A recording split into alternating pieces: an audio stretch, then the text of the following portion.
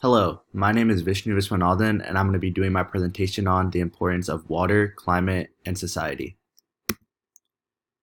Water withdrawal, based on the map that was given, showed that the water withdrawal peaked in 1950 as far as all states going, as far as the total, and then since 1950 has been decreasing, but it has not reached the minimum peak that it had in the 1930s. Additionally, water withdrawal for public supply has been on the rise since 1950. How we use water. Different parts of the country use water in many different ways.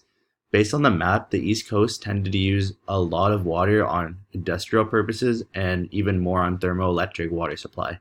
However, the West Coast seemed to be using a lot more water for irrigation purposes. These states included Washington, Oregon, California, Nevada, and Arizona to be particular. Arizona water history. Arizona uses very little water for thermoelectric purposes along with industrial purposes. That was mostly done on the East Coast.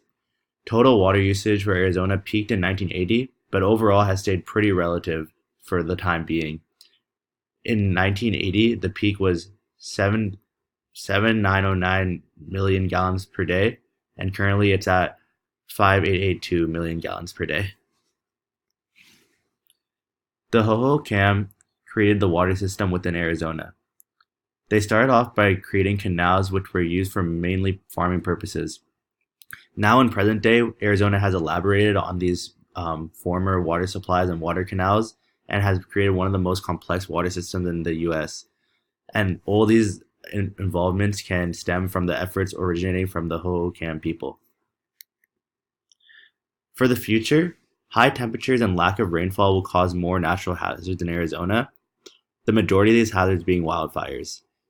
But if wildfires continue to rise, there will be increased risk of flash flooding and landslides. How to fix the issue.